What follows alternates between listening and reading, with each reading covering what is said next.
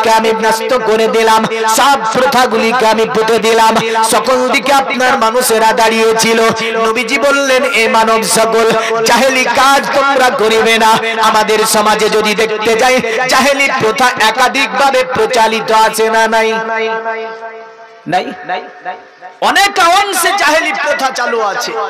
ইসলামের দৃষ্টি কালচার, ইসলামের যে আদর্শ, ইসলাম যে সভ্যতা দিয়েছে আমাদেরকে, আমাদের জীবনে সেগুলো আমরা বাস্তবায়ন করতে সক্ষম হই নি। আসি দ্বিতীয় বাক্যে নবী বলছে, হে মানব সকল শোনো, আমি তোমাদের জন্য সুদকে হারাম করে দিয়ে গেলাম। খাস করে আমার চাচা আব্বাস বিন আব্দুল মুতাল্লিবের সুদকে আমার কদম তলে পুঁতে দিলাম।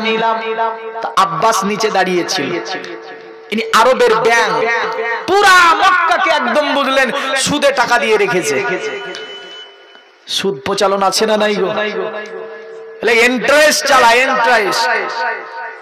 তারপরে বলছে কি, ইনভেস্ট করা টাকা আমার, এটা ইনভেস্ট করেছে 2 লাখ টাকা, 30,000 টাকা করে মাসে দেবে ওকে। কি চালা!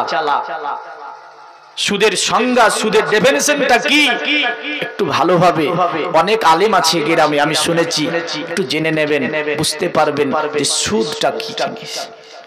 যার আপনি লাভ নেবেন, লস নেবেন না, সেটাই সুদে গণ্য হবে, মনে রাখবেন। ব্যবসা করতে টাকা দেবেন, আপনি লাভটা নেবেন আর বলছেন যে লসটা নেব না, তা তো হয় না। আল্লাহর নবী বলল, শোনো, তোমাদের জন্য সুদকে আমি নবীজি হারাম করে দিলাম। অতঃপর নবীজি ডাকলেন নারী জাতিকে, এ নারীগণ শুনে রেখে দাও। এখানে আমার নবীজি শুধু মুসলমান নারীদেরকে বললেন না, যত জাতি আছে, হিন্দু, জৈন, খ্রিস্টান, নাসারা, দালি দাদিবাসী থেকে নিয়ে পৃথিবীর জমিনের যত নারীরা আছে, সকল নারীদেরকে নবী ডেকে বলল, এ নারী জাতি শোনো, তোমরা তোমাদের স্বামী যেটা পছন্দ করে না, এমন কাজ তোমরা করিও না। জোরে বলেন সুবহানাল্লাহ। চতুর্দিকে সাফাতে আপনার নারী পুরুষ সকলই ছিল। নবীজি বললেন, শুনে রেখে দাও, এ নারীরা, তোমার স্বামী যেটা পছন্দ করে না, এমন কাজ তোমরা করিও না। অতঃপর নবী আবার নারীদেরকে ডাকলেন, এ নারী জাতি, আরো তোমাদেরকে আরেকটা কথা আমি বলে যাচ্ছি, নবীজি, তোমার স্বামীর বিনা অনুমতিতে তোমাদের বাড়িতে কাউকে প্রবেশ করতে দিও না। জোরে বলেন সুবহানাল্লাহ। আমার নবীজি এক এক করে জাতির জন্য উত্তমতম উপদেশগুলি বললেন।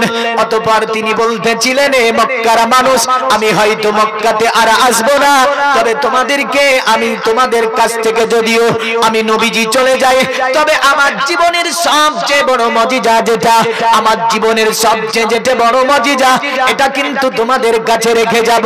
আমি নবীজি কোনোটা তোমাদের কাছ থেকে নিয়ে যাব না। শোনো আমার উম্মাত, অতএব আমি তোমাদের কাছে যে কিতাবটা রেখে যাব, এই কিতাবটার নাম হচ্ছে কিতাবুল্লাহ। আল্লাহ পাকের কিতাব তোমাদের কাছে রেখে যাব। তোমাদের চলা বলা, কর্ম ধর্ম থেকে নিয়ে, তোমাদের রাজনৈতিক জীবন থেকে নিয়ে, অর্থনৈতিক জীবন থেকে নিয়ে, সাংস্কৃতিক জীবন থেকে নিয়ে, এক কথায় একটা মানব জীবনে যা কিছু দরকার হবে, সমস্ত আল কোরআনে তোমরা পেয়ে যাবে। এ আমার উম্মাত শুনে রেখে দাও, সর্বময় এই কোরআনের মহব্বত তোমরা করবে, কোরআনের ভালোবাসবে তোমরা। যদি তোমরা কোরআনের মহব্বত করে নিতে পারো, কোরআনকে ভালোবেসে নিতে পারো, কোরআনকে যদি তোমরা মেনে নিতে পারো, আমি নবীজি বলে যাচ্ছি, কিয়ামত পর্যন্ত কোন জাতি তোমাদেরকে অত্যাচারিত করতে পারবে না, কোন জাতি দ্বারা তোমরা নির্যাতিত, পদদলিত হবে না। কিন্তু আমাদের কাছে কোরআন আছে, আজ বিশ্বে মুসলমান অত্যাচারিত হয়েছে। হয়েছে না হয়নি? কেন? হ্যাঁ, আগামী কাল এটা মিলিয়ে ভেরিফাই করবেন একটু। হ্যাঁ, কোরআন আছে, কিন্তু কোরআন উঠানো আছে টাকের ওপরে। কিসের ওপরে? টাকের ওপরে। এক পুর ধুলো পড়ে। রমজান শরীফের মাস আসলে পারে, বুঝলেন, ঈদের দিন সকালে উঠায়। তবুও দেখা যায় 95% মানুষ কোরআন পড়তেই জানে না। ঠিক বলছি না ভুল? এটা আমার মুর্শিদাবাদের কথা বলছি। এখানকার মানুষ হয়তো জানে, জানে না? তাহলে এখানেও জানে না। ভাবছেন যে উন্নতি করেছি, উন্নতি করেননি, অবনতি করেছেন। 95% মানুষ কোরআন পড়তেই জানে না, আর 95% মানুষ তো নামাজের ধারও ধারে না। ঠিক বলছি না? হ্যাঁ। আজ যদি ইসলামের বিধান অনুযায়ী সকলে যদি কোরআন শিখতো, নামাজ আদা করতো, এইরকম মসজিদ 2টি লাগতো এই গ্রামটায়। প্রতিটা গ্রামে মসজিদে মানুষ ধরবে না, না ধরবে গো? কিন্তু এতটা করে রেখেছি আমরা, ওই যা 4টা আছে ওরাই পড়ে, ওই তো লোড হয় না, ফজরে মানুষ নাই। হ্যাঁ, পিটবে না, এই কারণেই পিটছে। কিন্তু শোনো মুসলমান, রিসেন্ট 200 বছর আগেকার ইতিহাস পড়ো। এই 200 বছর আগে যদিও মুসলিম সংখ্যাই কম, কিন্তু এই ভারতকে 1-2 দিন ধরে নয়, 1-2 বছর ধরে নয়, 750 বছর ধরে এই ভারতকে যারা চালিয়েছে তারাই ছিল মুসলিম। জোরে বলেন। এরা কে? এরা ছিল মুসলিম মোগল। তখনকার অনেক বিচার ইনশাআল্লাহ উপস্থাপন করতে পারি, বাদশাহ আলমগীর থেকে নিয়ে বাদশাহ অরঙ্গজেব থেকে নিয়ে হিন্দু মুসলিমদের মধ্যে সম্প্রীতি কেমন ছিল, ভালোবাসা কেমন ছিল, মন্দির তৈরি করার সময় মুসলিম কি হেল্প করেছিল, আর মসজিদের তৈরি করার সময় এই গণতন্ত্র সম্প্রীতির একটা দেশ, ধর্মনিরপেক্ষতার দেশে হিন্দুরা কতটা আপনার সাহায্য করেছিল, মুসলিমের কাঁধে কাঁধ মিলিয়ে এই ইতিহাস মুসলমানের কাছে এখনো আছে। আর আজকে মুসলমানকে বলে সন্ত্রাস। একটুখানি আমাদেরকে জাগতে হবে। আসেন তাহলে ওয়াজের শুরু লগ্নে এখানে অনেকেই আছে, পালাবে কিছুক্ষণ পরে জানি। এটা আমি একটা কাজও করে যাব এখান থেকে। দেখি এসেছি যেহেতু, এখানে অনেকে আছে কোরআন শরীফ পড়া জানে না। আছে না নাই? আছে না নাই? আছে। 5 জন ব্যক্তি আল্লাহর রাস্তে হাত তুলে বলেন তো কোরআন শরীফ শিখে নেব। মনে হচ্ছে সকলে জানে। নাই? টাকা চাইছি বাপ, টাকা তো চাইনি। যিনারা জানেন না এমন 5 জন ব্যক্তি হাত তুলে বলেন, মৌলভী সাহেব কথা দিলাম কোরআন শরীফ পড়া শিখে নেব। সকলে জানেন তো? খোদার কসম বলছে এই কথাটা ধরা থাকবে কাল কিয়ামতের দিনে। হ্যাঁ, তাহলে এটাই সাক্ষী হলো যে সকলেই জানে। এখানে ফেরেশতা সাক্ষী আছে কিনা যে এই মাহফিলে যতই আছে সবগুলো কোরআন জানে। সেই দিন বোঝা যাবে কতটা কোরআন জানে। যারা জানে না চুপচাপ বসে আছে, আল্লাহ নারাজ হবে, কারণ আমি উপদেশ আপনাকে খারাপ দিইনি। কোরআন অবশ্যই প্রতিটা মুসলমানকে পড়া শিখতে হবে। নবীজি বলেছেন তালাবাল ইলমে ফারিদাতুন আলা কুল্লি মুসলিমিন ওয়াল মুসলিমাত। প্রতিটা মুসলমান নর এবং নারীর উপরে আমি নবীজি এই কোরআন শিক্ষাকে অপরিহার্য করে দিয়েছি। জোরে বলেন সুবহানাল্লাহ। ইলম দ্বীন শিক্ষাকে অপরিহার্য করেছেন যিনি, তিনি হচ্ছেন আল্লাহর নবী মুহাম্মদ সাল্লাল্লাহু আলাইহি ওয়াসাল্লাম। দেখেন আল্লাহ রাব্বুল আলামিন আমাদের সকলকে কোরআন পড়ার তৌফিক দেয়। সকলে বলুন তো আমার নবীজি সাল্লাল্লাহু আলাইহি সাল্লাম তিনি সকলের প্রতি নবী হয়ে আসলেন। তো কোরআন বলছে নবী আসলো কোথায়? কোথায় এসেছে? নামটা বলেন। জায়গা মক্কা। জায়গার নাম মক্কা। পূর্বের নাম কোরআন এভাবে আছে, ইন্না আওয়ালা বাইতি উজিয়া লিন-নাসি লাল্লাযী বিবাক্কাতা মুবারাকাও ওয়া হুদাল লিল আলামিন। আমি আল্লাহ পাক পৃথিবীর প্রথম ঘর স্থাপিত করেছি কাবা, যেটা বাক্কাতে স্থাপিত। মক্কার পূর্বের নাম ছিল বাক্কা। এই বে কে মিমের সঙ্গে তালি বদলিয়ে দেওয়া হয়েছে খুব ব্যবহৃত হওয়ার কারণে, অতঃপর এই জায়গাটার নাম হলো মক্কা। এই মক্কাতে নবী এসেছেন, আর মক্কাতে আছে কাবা ঘর। কি ঘর আছে মক্কাতে? কাবা ঘর।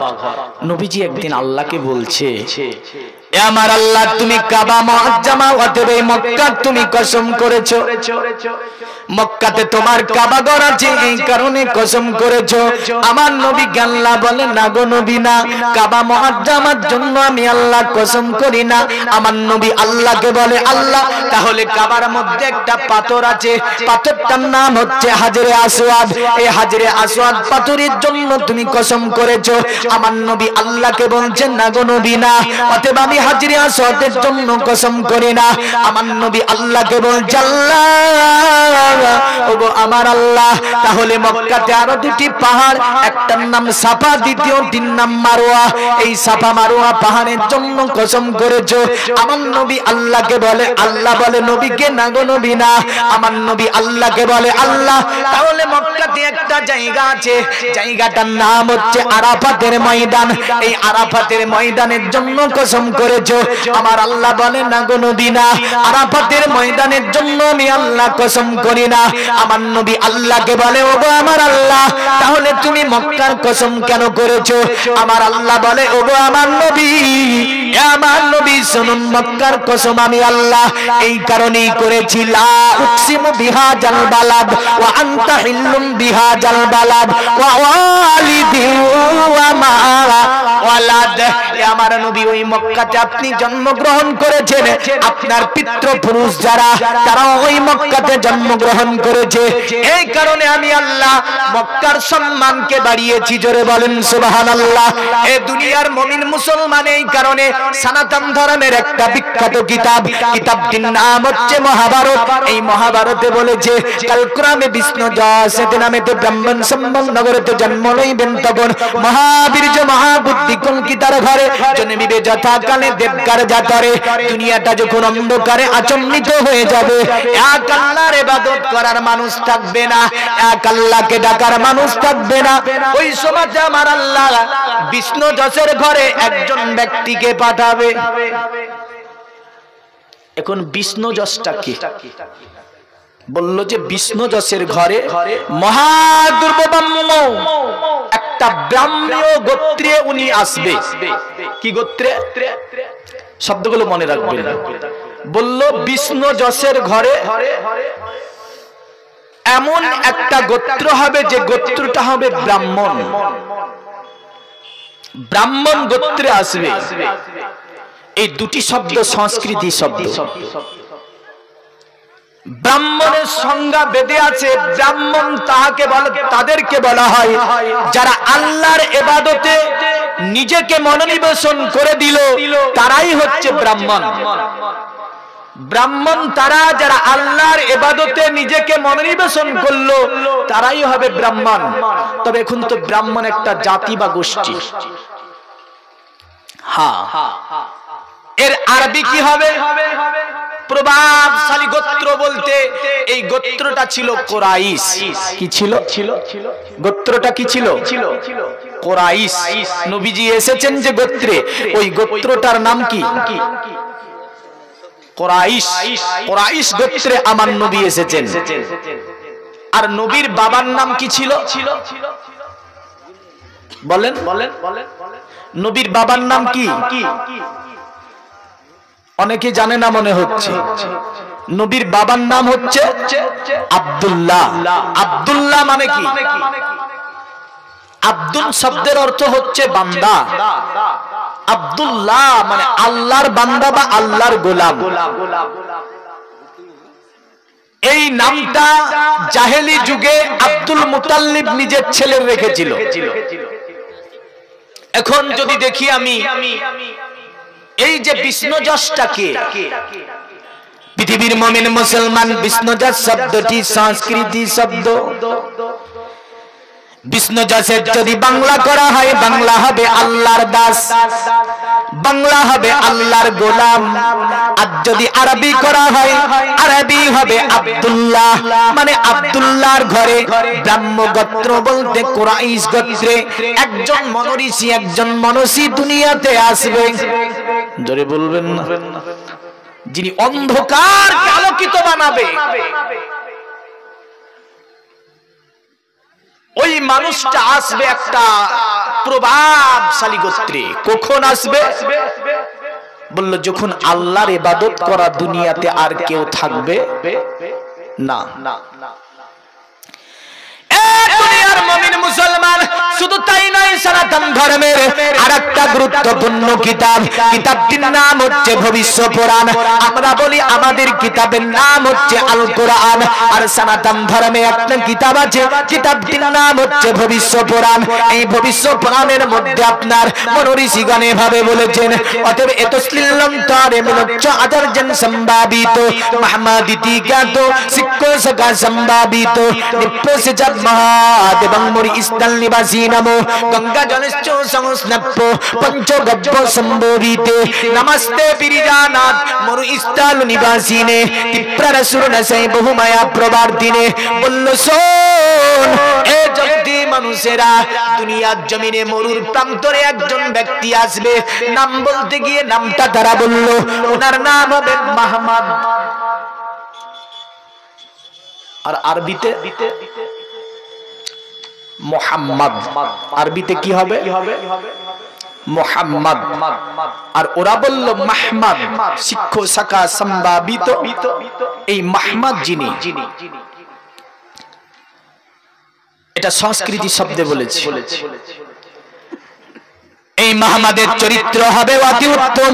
এই মুহাম্মদ এমন চরিত্র বানা হবে যে দলে দলে তার কাছে যাবার পরে তিনার ধর্ম দীক্ষিত হয়ে যাবে মানুষ। শিক্ষা সম্ভাবিত, তিনি দলবল নেওয়ার পরে মক্কা শাসন করবে, মক্কার চতুর্দিককে যিনি শাসন করবে তিনি হচ্ছে মুহাম্মদ। জোরে বলেন সুবহানাল্লাহ। মানে তিনি হচ্ছে মুহাম্মদুর রাসূলুল্লাহ সাল্লাল্লাহু আলাইহি ওয়াসাল্লাম। পৃথিবীর জমিনটাকে যিনি বাকযোগ্য করে তুলবেন, পৃথিবী থেকে যিনি অশ্লীলতাগুলোকে মিটিয়ে দেবেন, কুসংস্কারের যিনি অবসান ঘটাবেন, তিনি হচ্ছে আব্দুল্লাহর ছেলে মুহাম্মদুর রাসূলুল্লাহ সাল্লাল্লাহু আলাইহি ওয়াসাল্লাম। তাই তারা বলল নমস্তে বিরিজানাত মরুস্থল নিবাসীনে।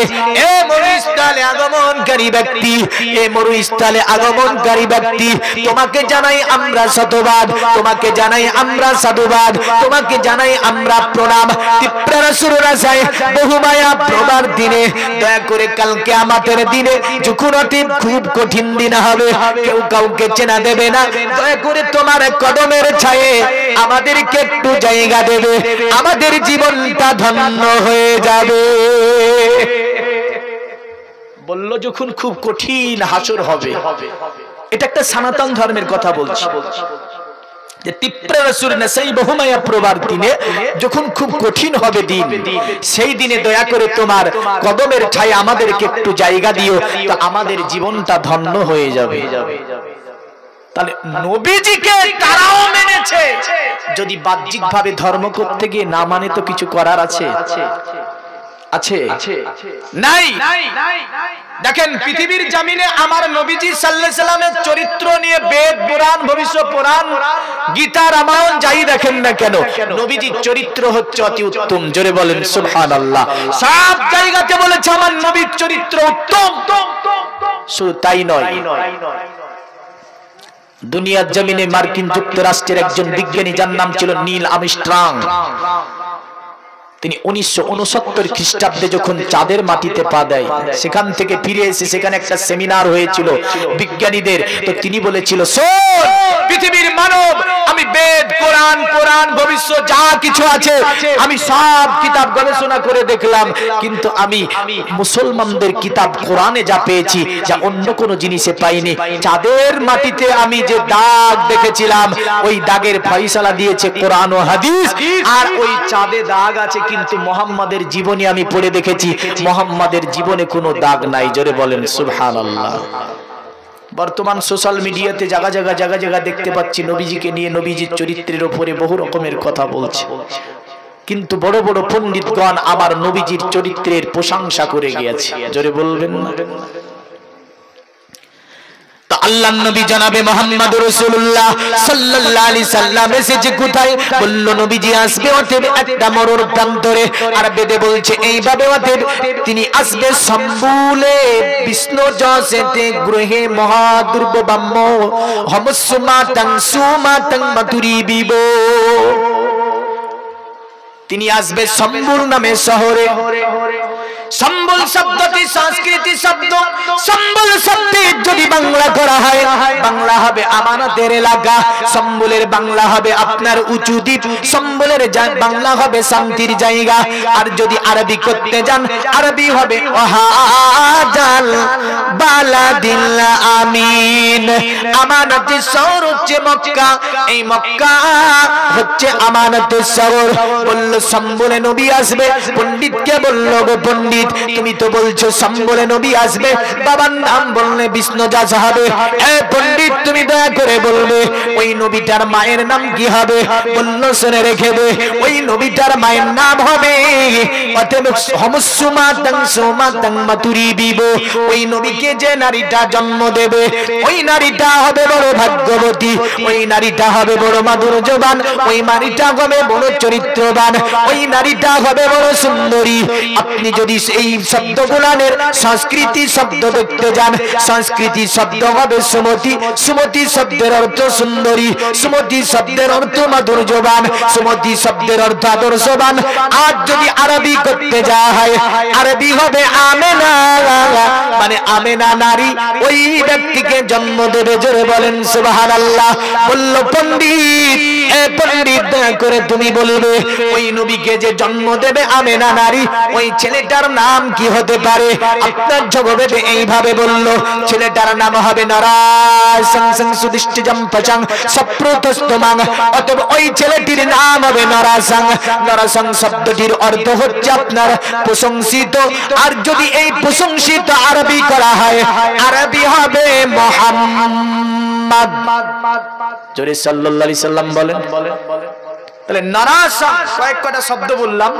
একটা হচ্ছে সম্বুল মানে মক্কা, আর একটা হচ্ছে বিষ্ণুজাস মানে আব্দুল্লাহ, আর একটা বললাম সুমতি মানে আমেনা, আর একটা বলেছি নারাসা মানে মুহাম্মদ সাল্লাল্লাহু আলাইহি সাল্লাম। এই চারটি শব্দ বেদে আছে।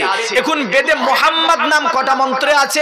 দ্বিতীয় ব্যাপার হচ্ছে যে মুহাম্মদকে আরো কোন নামে বেদে আখ্যায়িত করা হয়েছে, এই বিষয়গুলো উপস্থাপন করার ইনশাআল্লাহ চেষ্টা করব। তবে আমি সকলের দৃষ্টি আকর্ষণ করব। দেখেন, যেহেতু আমরা নবীজির উম্মত, আজ পৃথিবীতে যত মনঋষি, যত জ্যোতিষী, যত সাধু, যত গণক, যত আপনার জ্ঞানী গুণী বিজ্ঞানী এসেছে, সকলে নবীকে নিয়ে গবেষণা করতে চেয়েছে বা নবীকে নিয়ে গবেষণা করেছে। আজ পর্যন্ত কোন জ্ঞানী গুণী বিজ্ঞানী সমাজবিদ আল্লাহর নবীর দীর্ঘ 63 বছরের জিন্দেগিতে একটাও ভুল খুঁজে কেউ বের করতে পারেনি। জোরে বলেন সুবহানাল্লাহ। তিনি এমন মানব যে তিনি দুনিয়াতে এসে আমিনার ঘর থেকে নিয়ে মদিনাতুল মুনাওয়ারা আয়েশার আপনার কোলের উপর মাথা দিয়ে তিরোধান, এই দীর্ঘ 63 বছরের জিন্দেগিকে বড় বড় আপনার বিজ্ঞানীরা পড়ে তারা ইসলাম ধর্ম গ্রহণ করে নিয়েছে। জোরে বলবেন না? যেমন আমেরিকার সারজামিনে বিখ্যাত একজন বিজ্ঞানী, যার নাম ছিল নরেন্দ্র বাসি। বিরাট একটা সম্মেলন, চতুর্দিকে আপনার জ্ঞানীগুণী বিজ্ঞানীদের আদি এসেছে, এমন করে আপনার সাংবাদিকেরা এসেছে। আসার পরে আপনার ব্যক্তিকে বলল, যিনি বড় একজন লেখিকা, একে বলছে শোন, অতএব এই নরেন্দ্রবাসী একটা কাজ তোমাকে দেব। তিনি বলল, কি কাজ দেবে? বলে মুসলমানরা বলে মুসলমানদের কাছে যে কিতাবটা আছে, এই কিতাবটার নাম হচ্ছে আল কোরআন, আর এই কোরআনটা যার উপরে নাজিল হয়েছে তিনার নাম হচ্ছে মুহাম্মদ। তারা বলে মুহাম্মাদের জীবনে কোনো ভুল দেখতে পাওয়া যায় না, মুহাম্মদ কোনো ভুল করেননি। মুহাম্মদ সাল্লাল্লাহু আলাইহি ওয়াসাল্লামের উপরে যে কিতাব নাজিল হয়েছে তার মধ্যেও নাকি কোনো ভুল নাই। তারা বিশ্বকে চ্যালেঞ্জ করে, নরেন্দ্রবাসী, পৃথিবীতে তুমি কি মুহাম্মাদের ভুল ধরতে পারবে? কোরআনের কি তুমি ভুল ধরতে পারবে? তিনি বললেন, একটা সাধারণ বিষয়, কারণ কোরআনের ভুল ধরে দেব কোনো অসুবিধা নাই, কারণ আমি পৃথিবীতে বেদ পড়েছি, রামায়ণ পড়েছি, মহাভারত পড়েছি, জামবেবাস্তা পড়েছি, গীতা পড়েছি, ত্রিপিটক পড়েছি, সাহেব গ্রন্থ পড়েছি। সব কিতাবের মধ্যে আমি নরেন্দ্রবাসী কিছু না কিছু একটা ভুল পেয়েছি, কিন্তু মুসলমানদের কিতাব আল কোরআনে একাধিক ভুল বের করতে পারবো, এতে কোনো সন্দেহ নাই। আপনার বলা হলো যদি তুমি মুসলমানদের কিতাব অতএব কোরআনের ভুল ধরে একটা কিতাব পৃথিবীতে রচনা করতে পারো, তাহলে মুসলমানদের মুখে চুনকালি পড়বে। আর মুসলমানদের যিনি নবী তার নাম হচ্ছে মুহাম্মদ সাল্লাল্লাহু আলাইহি ওয়াসাল্লাম, ইনার অতএব চরিত্রের উপরে দাগ কেটে যদি একটা কিতাব রচনা করে দিতে পারো, মুসলমানরা জীবনে আর নবীকে নিয়ে বড়াই করবে না। নরেন্দ্র সিং বলল, শোনো আমেরিকার মানব, আমি তোমাদেরকে কথা দিলাম কোরআনের ভুল ধরে এমন করে মুহাম্মাদের চরিত্রের উপরে একটা আমি কিতাব লিখবো দাগ কেটে চরিত্রের উপরে। বলল ঠিক আছে তাই নাকি? বলে হ্যাঁ। সাংবাদিকেরা বলল তুমি পারবে তো? বলে হ্যাঁ পারবো। সকলে আপনার তাজ্জুব হয়ে বলল তুমি যদি এই কাজটা করে দিতে পারো, বিশ্বের বুকে তোমার পরিচিত ঘটবে যে পৃথিবীতে কোনো বিজ্ঞানী মুসলমানদের কিতাবে ভুল ধরতে পারেনি, মুসলমানদের নবীর চরিত্রের ভুল ধরতে পারেনি, কিন্তু নরেন্দ্র সিং ধরে ফেলেছে। সে আপনার বড় খুশি হলো, সেখান থেকে বাড়ি ফিরে গেল। বাড়ি ফিরে যাবার পরে একটা কোরআন নিল, আর পরে বাড়িতে দাওয়াত পেন কানি আপনার কপি নিয়ে বসে গিয়েছে। কোরআনের ভুল ধরে আপনার কিতাব রচনা করবে, কোরআনের ভুল ধরে কিতাব রচনা করে বিশ্বকে তিনি প্রমাণ করে দেখাবে যে মুসলমানদের কোরআনে ভুল আছে, মুহাম্মাদের চরিত্রে অনেক জায়গায় ভুল আছে। এটা তিনি প্রমাণ করার জন্য কলম দাঁত নিয়ে আপনার এই বিজ্ঞানী বসার পরে পবিত্র কোরআনের প্রথম পৃষ্ঠাটা যখনই খুলেছে, প্রথম পৃষ্ঠা খুলতেই যেন দেখে জালিকাল কিতাবুল লা রাইবা ফি। আমার আল্লাহ বলে এও কিতাব জিসকে আন্দার কোই সাক্কি সুবা নেহি, এটা এমন একটা কিতাব যে কিতাবের মধ্যে ভুল তো ভুল, ভুলের জায়গাও পাওয়া যায় না। জোরে বলবেন না সুবহানাল্লাহ বলেন। আচ্ছা এটা বললে নেকি হয় না গুনাহ হয় গো? তাহলে নেকি যেখানে হয় বলতে কৃপণতা আছে। আমরা ভাবছি যে জীবনে আর মরাটোরা লাগবে না আমাদের, মরণের কথা সর্বময় শয়তান বান্দাকে যে কথাটা ভুলিয়ে রাখে ওই কথাটাই হচ্ছে মরণ। শয়তান বান্দাকে সর্বময় মৃত্যুর কথা ভুলিয়ে রাখে, আর মৃত্যুর কথা ভুলিয়ে রাখলে মানুষ গুনাহ করবে, করবে না? করবে না? আল্লাহ পাক সকলকে ঈমান আমল নিয়ে যাবার তৌফিক দান করে। সকলে বলুন আল্লাহুম্মা আমিন। একদিন তোমাকে পরিয়ে কাপড় আত্মীয় স্বজন করবে দাফন, করবে না? করবে না? করবে না? কাফন পরে জানাজা পরে দাফন করে বাড়ি যাবে। হঠাৎ চলে যাবে আদরের ধন, প্রিয় মা বাবার ভাসিয়ে নয়ন। তৈরি থেকো, তৈরি রেখো, কবরে আমাল ঈমান, একদিন তোমার নাম মসজিদে হবে এলান, একদিন তোমার নাম মসজিদে হবে এলান। আপনার দিকে বলে কি জানাই না, আমাদের দিকে কিন্তু কেউ মারা গেলে যে মসজিদ আপনারা এই যে 10,000 20,000 5,000 10,000 এমন করে বালি ইট ইত্যাদি দিয়ে বানাচ্ছেন। নবীজি বলেছেন মান বানা লিল্লাহি মাসাজিদান বানাল্লাহু লাহু বাইতান ফিল জান্নাহ। জোরে বলে নবী বলেছে যারা আল্লাহর ঘর মসজিদ বানাবে তাদের জন্য আল্লাহ জান্নাতে ঘর বানাবে। জোরে বলবেন না? এই জোরে বলেন সুবহানাল্লাহ। তো আমাদের দিকে মারা গেলে বলে এটা, আপনার দিকে বলে কি জানি না, জমকে মারা গিয়েছে জানাজার সময় এই সময়, এদিকে বলে? এদিকেও বলে না? একদিন তোমার নাম মসজিদে হবে এলান, তৈরি থেকো, তৈরি রেখো, কবরে আমাল ঈমান, একদিন তোমার নাম মসজিদে হবে এলান। নামে সমন জারি করিবে এত বন্ধ হয়ে যাবে জীবন নাটক বাহাদুরি থাকবে না দেখে যাইব ফুরিয়ে বসন্ত আসিবে শ্রাবণ তৈরি থেকো তৈরি রেখো কোরআনে আমার ঈমান একদিন তোমার নাম মসজিদে হবে এলান একদিন তোমার নাম মসজিদে হবে এলান জোরে বলুন সুবহানাল্লাহ বলুন আমাদের মুর্শিদাবাদের দর্শকের মতই হলো বললেন আমার মুর্শিদাবাদের দর্শকের সুবহানাল্লাহ আলহামদুলিল্লাহ এগুলো বলতে চাই জোর করে বলানো মতো ব্যাপার কিন্তু কালিয়াচাক মালদার কিছু জায়গা জঙ্গিপুর এরা খুব জোরে জোরে বলে এখানে দেখছি ঝাড়খণ্ড একই কেস মুর্শিদাবাদের হাওয়া একই জায়গাতে না এ তো পার্শ্বে মুর্শিদাবাদ হ্যাঁ না হাওয়াটা লেগেছে যাক পৃথিবীর মুমিন মুসলমান বলতেছিলাম এই বিজ্ঞানী আপনার কোরআন খোলার পরে দেখছে কোরআনে আল্লাহ চ্যালেঞ্জ দিচ্ছে জালিকাল কিতাব লা রাইবা ফি এটা এমন একটা কিতাব যে কিতাবের মধ্যে ভুল তো ভুলের জায়গা পর্যন্ত নাই জোরে বলেন সুবহানাল্লাহ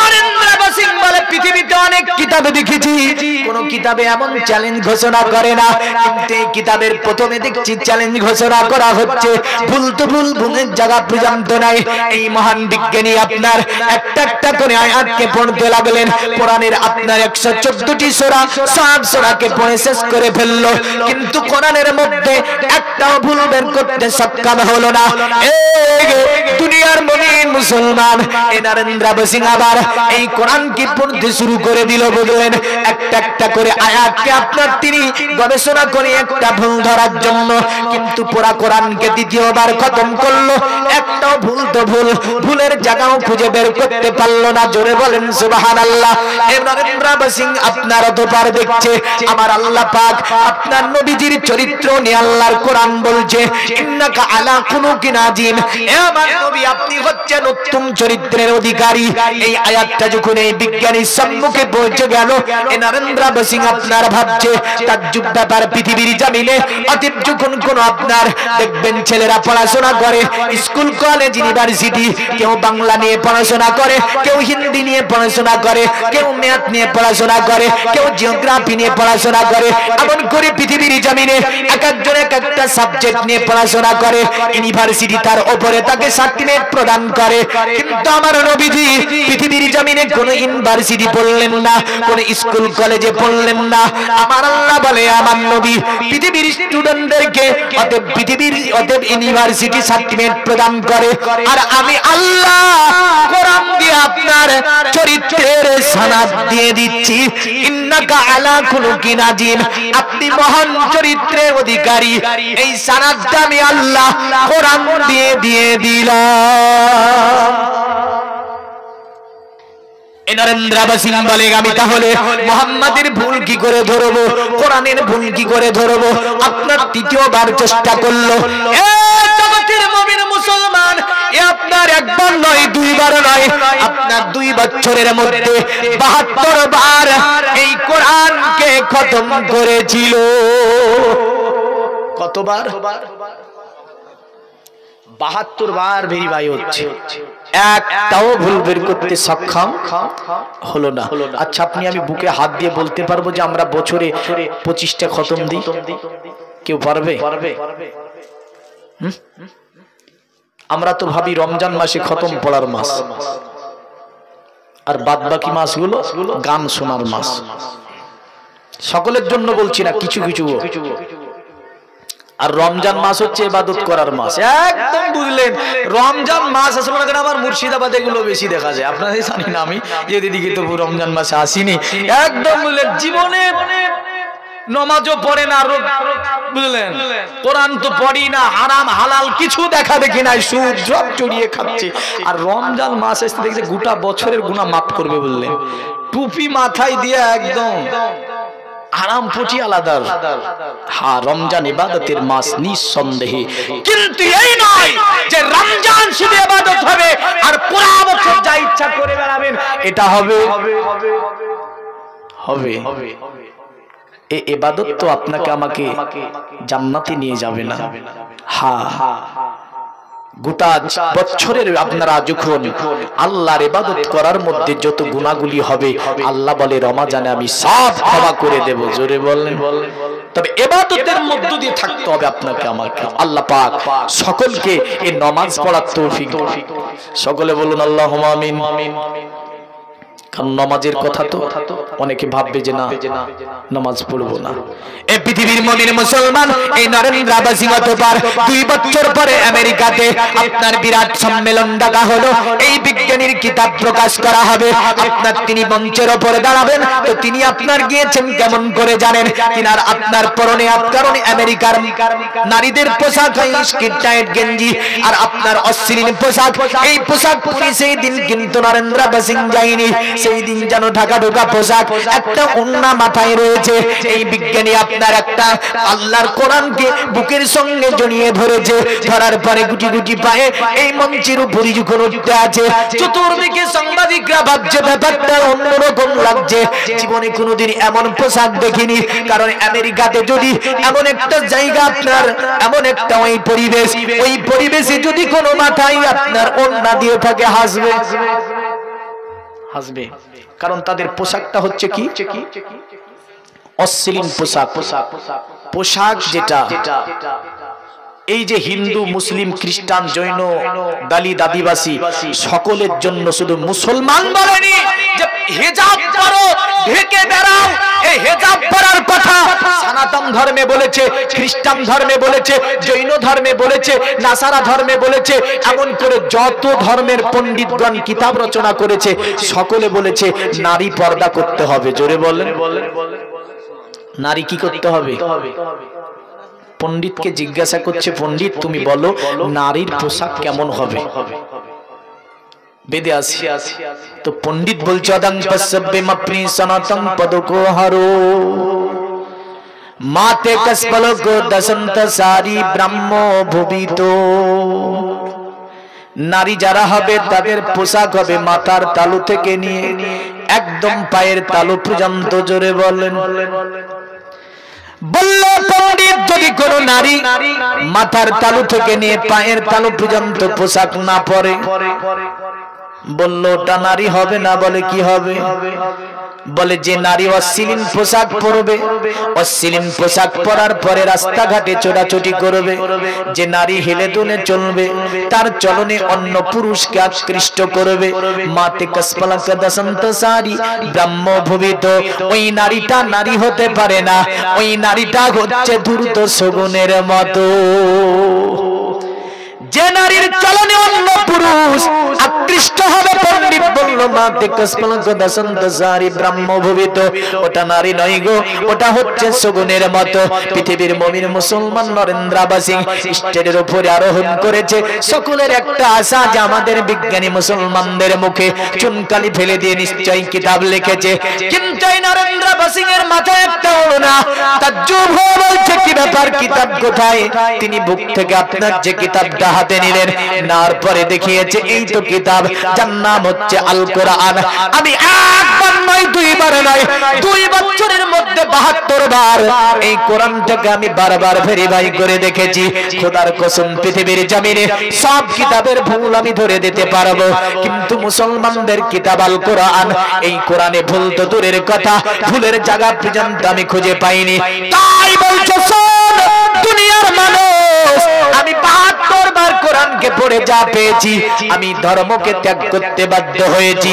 আজকে স্টেজের উপরে আসার কারণ, আমি কলেমা লা ইলাহা ইল্লাল্লাহ মুহাম্মাদুর রাসূলুল্লাহ সাল্লাল্লাহু আলাইহি সাল্লাম পড়ে ইসলাম ধর্ম আমি গ্রহণ করতে চাই। জোরে বলেন সুবহানাল্লাহ।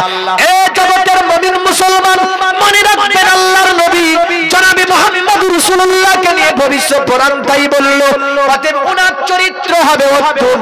তার চরিত্র দেখে দলে দলে মানুষ আসার পরে কলেমা পড়ে ইসলাম ধর্ম গ্রহণ করবে। অতএব ওরা ইসলাম ধর্ম গ্রহণ করবে এবং তিনি দল বল নিয়ে মক্কা শাসন করবে। মক্কার চতুর্দিককে তিনি শাসন করবে। তিনি কে? আব্দুল্লাহ ছেলে মুহাম্মদুর রাসূলুল্লাহ সাল্লাল্লাহু আলাইহি ওয়াসাল্লাম। এবার দেখেন এই মুহাম্মদ সাল্লাল্লাহু তাআলা আলাইহি ওয়াসাল্লাম তিনি যে মক্কাতে আসলেন কেন যদি বলি, বা মক্কাতে এসে তিনি কি দিয়েছিলেন মানুষকে? তা আল্লাহর নবী দুনিয়াতে এসে নবীজির বাক্য প্রথম, যদিও আমাদের জিকির উত্তম জিকির হচ্ছে কি লা ইলাহা ইল্লাল্লাহ, কারণ নবী বলেছেন আফজালুল জিকরি কালেমা লা ইলাহা ইল্লাল্লাহ। আচ্ছা বলেন তো আমার নবী সবচেয়ে কোন জিকিরটা পৃথিবীতে বেশি করেছে জানেন? দেখেন আমার নবী সবচেয়ে উম্মতকে নিয়ে জিকির বেশি করেছে, জোরে বলেন। কারণ তিনি সর্বময় বলতেন ইয়া রাব্বি হাবলি উম্মতি, আল্লাহ আমার উম্মতের কি হবে, তিনি দুনিয়াতে আসতি এই কথাটাই আল্লাহর কাছে আবেদন রেখেছিলেন আমাদের জন্য। কাদের জন্য? তাহলে আমরা বেশি নবীকে ভালোবাসি না নবী আমাদেরকে বেশি ভালোবাসে? কে বেশি ভালোবাসে? আপনি বেশি ভালোবাসেন নবীকে না নবী বেশি ভালোবাসে? তো নবী উম্মতকে বেশি ভালোবাসে। উম্মতের যতটা ভালোবাসা দরকার এতটা উম্মত বাঁচতে পারে নি, কিন্তু নবী আমাদেরকে আমরা যতটা ভালোবেসেছি তার চেয়েও নবী বেশি ভালোবেসেছে। তো নবীজি যে বাক্যটা দিলেন লা ইলাহা ইল্লাল্লাহ, এটা পড়লে কোথায় যাওয়া যাবে? নবীজি বললেন মান ক্বালা লা ইলাহা ইল্লাল্লাহ ফাদাখালাল জান্নাহ। জোরে বলবেন না? পৃথিবীতে যারা লা ইলাহা ইল্লাল্লাহ জিকির করবে, লা ইলাহা ইল্লাল্লাহকে মেনে নেবে, তাদের স্থান হবে জান্নাতে। কোথায় হবে? যদি আপনাকে প্রশ্ন করি কোথায় যাবেন মরার পরে, কি বলবেন? কোথায় যাবেন? কবরে। জান্নাতে না জাহান্নামে? বলছেন জান্নাতে। একটা সনাতন ধর্মের মানুষকে আপনি জিজ্ঞাসা করুন তুমি মরার পরে কোথায় যাবে, বলবে আমি স্বর্গে যাব। একজন খ্রিস্টান ধর্মের মানুষকে জিজ্ঞাসা করেন তুমি মরার পরে কোথায় যাবে, বলবে আমি জান্নাতে যাব। একজন দলিত আদিবাসীকে জিজ্ঞাসা করেন তুমি মরার পরে কোথায় যাবে, বলবে আমি স্বর্গে যাব। পৃথিবীতে একটা ধর্মের মানুষ দেখাতে পারবেন না যে স্বীকার করবে আমি নরকে যাব, আমি জাহান্নামে যাব। এই কথা কেউ স্বীকার করে না। সকলে বলে, কেউ বলে জান্নাতে যাব, কেউ বলে স্বর্গে যাব, কেউ বলে জান্নাতে যাব, কেউ বলে স্বর্গে যাব, কিন্তু জাহান্নামে যাওয়ার জন্য কোনো কথা নাই। বললেন সকলের একটাই আশা জান্নাত পাবো, জান্নাত আমাদেরকে যেতে হবে। কিন্তু আমার নবীজি বলল শোনো আমার উম্মত, তোমরা যদি জান্নাত যেতে চাও এক আল্লাহকে মেনে নাও, এক আল্লাহর ইবাদত করে নাও। এই পৃথিবীর মুমিন মুসলমান এই কারণে অথর্ব বেদের মধ্যে একটা মন্ত্র সুন্দর করে আপনার লেখা আছে জানেন তো? আপনার তাদের কিতাবও বলছে এই বান্দা তুই যদি স্বর্গে যেতে চাস, মৃত্যুর পরে তুই যদি স্বর্গ যেতে চাস, যা আত্মদা বলো যস্য বিশ্ব যশশ্চায়ে মৃতং যস্য দেবাগা যশশ্চায়ে মৃত যস্য মৃত। এই বান্দা তুই যদি স্বর্গে যেতে চাস মৃত্যুর পরে, তাহলে এই বিশ্ব জাহানকে যিনি সৃষ্টি করেছেন ওই আল্লাহর ইবাদত করে নে। ওই আল্লাহর যদি ইবাদত করে নিতে পারিস তাহলে নিশ্চয়ই তুই মৃত্যুর পরে স্বর্গ লাভ করবি। জোরে বলবেন না? সুবহানাল্লাহ বলেন। কার ইবাদত হবে? আল্লাহ।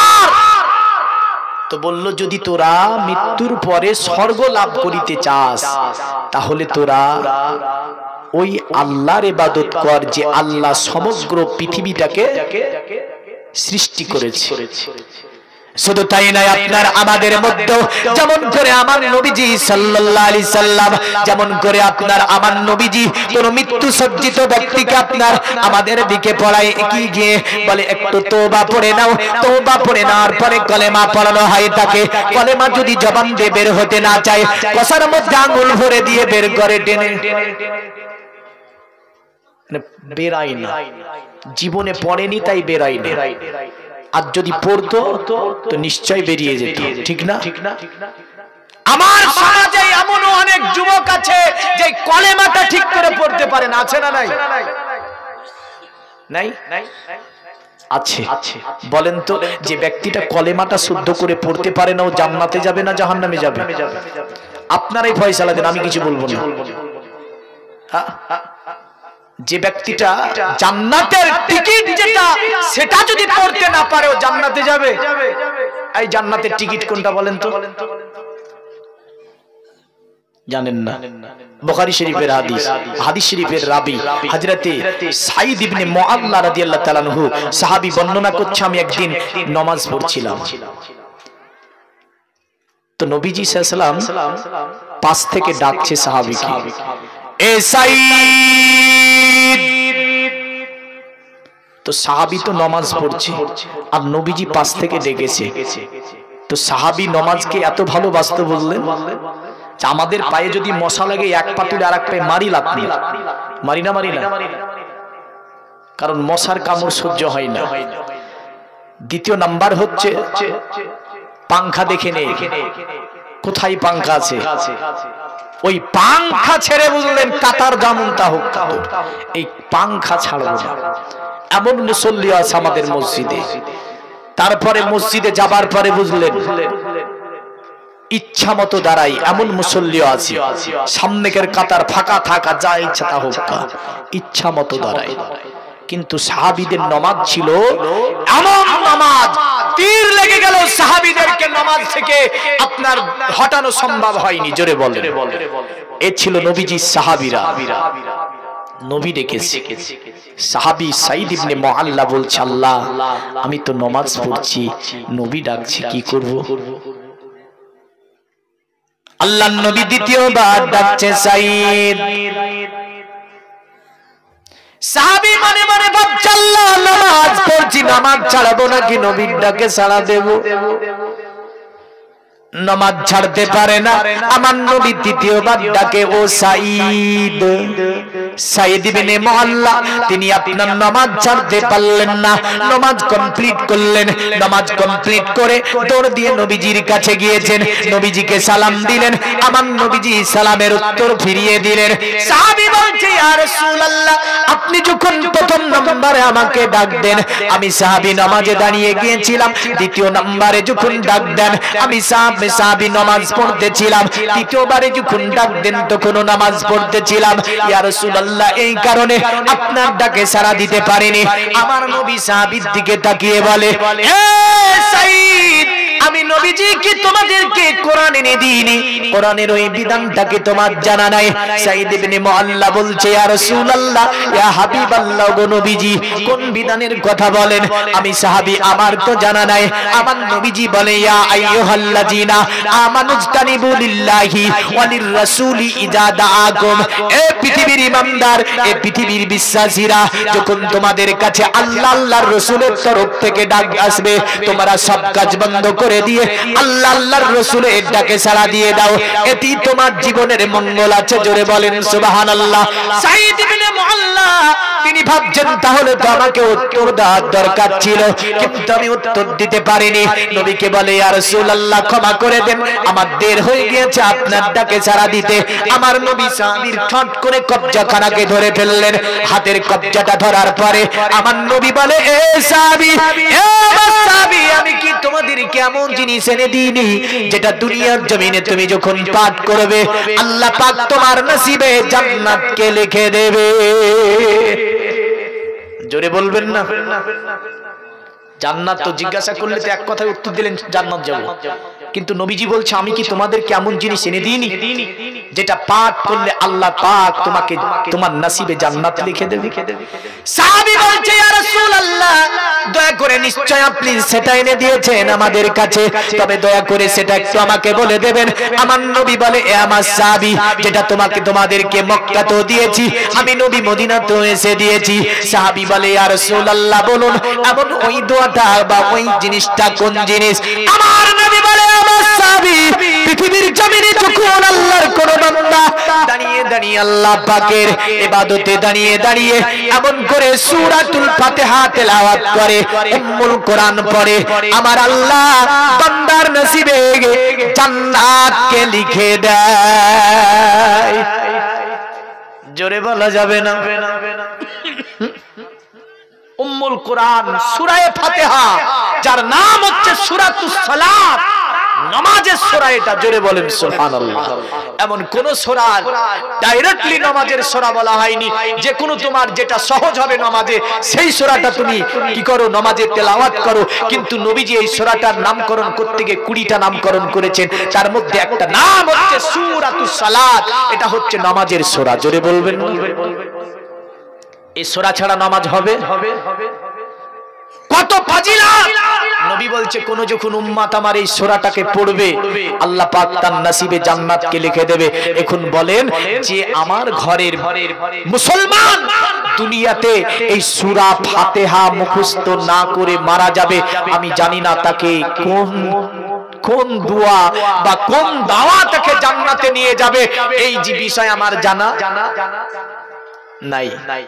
আপনাদের এর মধ্যে নাই, হানাফির মধ্যে আছে যে খতম দেয়। কি দেয়? আমরা বলি এরকম একটা গরু কেন হাজারো গরু জবা করে খতম দিয়ে জান্নাতে যাওয়া সম্ভব হবে যদি ইবাদত না করে। কিন্তু ভাবে যে না, মনকে সান্ত্বনা দেয়। কি দেয়? যে বাপ মরেছে এটা করে একটু মন শান্তি পাবে। কিন্তু জেনে রাখেন, আপনাকে বলে গেলাম, দুনিয়াতে যারা সূরা ফাতিহা মুখস্থ না করে মরে গিয়েছে, আমি জানি না এই জান্নাতে যাবে কি জাহান্নামে যাবে। কারণ জান্নাত জাহান্নামের মালিক কে? আল্লাহ। হ্যাঁ, তবে এটা বলতে পারবো, দুনিয়াতে যারা 5 ওয়াক্ত নামাজ পড়েছে, আদর্শ ঠিক রেখেছে, নীতি ঠিক রেখেছে, হুকুকুল্লাহর ইবাদতের সঙ্গে হুকুকুল ইবাদ করেছে, অতঃপর যে ব্যক্তি আপনার ইমানের সঙ্গে খাতিমা হয়েছে যার, নিশ্চয়ই আল্লাহ পাকের রহমতে তিনি জান্নাতে যাবে। জোরে বলেন সুবহানাল্লাহ। আল্লাহ পাকের রহমতে তিনি জান্নাতে যাবে। বেরাসিন জান্নাত কি? দুনিয়ার মুমিন মুসলমান তো তাদের একটা মন্ত্র আছে যেটা মনোমন্ত্র বলে। কি মন্ত্র? জান্নাতে যাওয়ার মন্ত্রের নাম হচ্ছে কি? মনোমন্ত্র। আর আমাদের জান্নাতে যাওয়ার জন্য নবীজি বললেন, মান ক্বালা লা ইলাহা ইল্লাল্লাহ ফাদাখালাল জান্নাহ। যারা লা ইলাহা ইল্লাল্লাহ পড়বে তাদেরকে জান্নাত প্রবেশ করানো হবে। যদি হাদিসের উপরে সাহাবীদের প্রশ্ন ছিল, নবীজি বলুন, যদি ওই ব্যক্তি জেনাকারী হয়, নবীজি বললেন, এর ব্যাখ্যা বিভিন্ন দূরে আছে, আমি এগুলো উপস্থাপন করছি না। তবে নবীজি কিন্তু জান্নাতে যাবে এই কথা সাহাবীদেরকে উত্তরে বলেছিলেন। সনাতন ধর্মে যখন মৃত্যু সজ্জায় পড়ে বান্দা, কে আছে? ব্রাহ্মণ, একটা গোত্রর নাম। এই ব্রাহ্মণ গোত্র, ওরাই সমস্ত কিছু মন্দিরে যত পূজা হবে, ফল দেবে, দুধ দিবে, কলা দিবে, বললেন সবই ওদের আয়ত্তে। আর এই যে দলিতরা, এরা কি করবে? এরা যাবার পরে ঢোল বাজিয়ে বাইরে থেকে আসবে, উপরে যাবে না। কিন্তু মুহাম্মদ সাল্লাল্লাহু আলাইহি ওয়াসাল্লাম তিনি আদর্শ নীতি শিখাচ্ছেন, যদি এমএলএ আসে ফকিরের পাশে কাঁধে কাঁধ মিলিয়ে দাঁড়াবে। জোরে বলেন। আল্লাহর নবী বললেন, যদি মাস্টার, ডাক্তার, প্রফেসর, ইঞ্জিনিয়ার যাই হোক না কেন, নামাজ শুরু হয়ে গিয়েছে, নবীজি বললেন কাঁধে কাঁধ মিলিয়ে দাঁড়াও, একদম পায়ে পা মিলিয়ে তোমরা দাঁড়িয়ে যাও। এমন একটা নীতি, এমন একটা আদর্শ, এমন একটা সভ্যতা নামাজে নবীজি শিখিয়ে দিলেন। কিন্তু আমাদের নামাজ আছে, সমাজ নাই। ঠিক বলছি না ভুল? নামাজ আছে, সমাজ নাই। আর যেখানে সমাজ নাই সেই নামাজে কোনো কাজ। সমাজ গঠন করতে হবে, খুব ইম্পর্টেন্ট একটা। কেন আপনাকে ধরিয়ে দিচ্ছি। আচ্ছা বলেন তো, নবীজি নামাজ পড়তে কবে বললেন? নবীজির বয়স তখন কত? 52 বছর। কত বছর? 51 এত 52। যদিও ঐতিহাসিকদের মধ্যে একটু মতবিরোধ আছে। আচ্ছা, তার আগে নবীজি কি করেছেন যদি দেখেন, দীর্ঘ 51 বছর ধরে আমার নবীজি মক্কাতুল মুকাররমা মানুষদেরকে শিক্ষা দীক্ষা আদর্শ সভ্যতা এমন করে আদাব এমন করে একটা সুন্দর সমাজ গঠন করে দিয়েছেন। তখন আল্লাহ বলল, হাবিব এবার আপনি তাদেরকে নামাজের দাওয়াত দেন। জোরে বলেন সুবহানাল্লাহ। এক আল্লাহর দাওয়াত দেন। বুঝা গেল দুনিয়াতে নবীজি প্রথম যে শিক্ষাটা দিয়েছিলেন সেটা আদর্শ শিক্ষা। নবীজি আমার প্রথম যে শিক্ষাটা দিয়েছিল সেটা ছিল নীতি এবং ভালোবাসা, সভ্যতা, আদবের শিক্ষা। জোরে বলবেন না? সমাজের শিক্ষা। কিন্তু আমাদের সমাজ নাই, আমরা সমাজকে দাফন করে দিয়েছি। কারণ কে কার বিচার করতে যাবে, কে কার কোনটা করবে বলে। হ্যাঁ, তো যাই হোক, দেখেন এই যে মনোমন্ত্রটা এটা কি একটুখানি দেখি। হ্যাঁ না, এই যে ব্রাহ্মগোত্রের মানুষ যারা উচ্চ বংশ, আমাদের মধ্যে কোন উচ্চ বংশীয় বলে কিছু আছে না? ওটা উচ্চ বংশ মসজিদের আগেকার কাতারে দাঁড়াবে, এ নিচু বংশ পিছনকার কাতারে দাঁড়াবে, এ শেখ মধ্যকার কাতারে দাঁড়াবে, ও মন্ডল ও একদম পেছনের কাতারে দাঁড়াবে। এ হচ্ছে আপনার কি ইসলাম, তো এ ডানে দাঁড়াবে। আর ও হচ্ছে আপনার কি কি ওই আরো অনেকগুলো আছে বললেন, হ্যাঁ, ও বামের কাতারে দাঁড়াবে।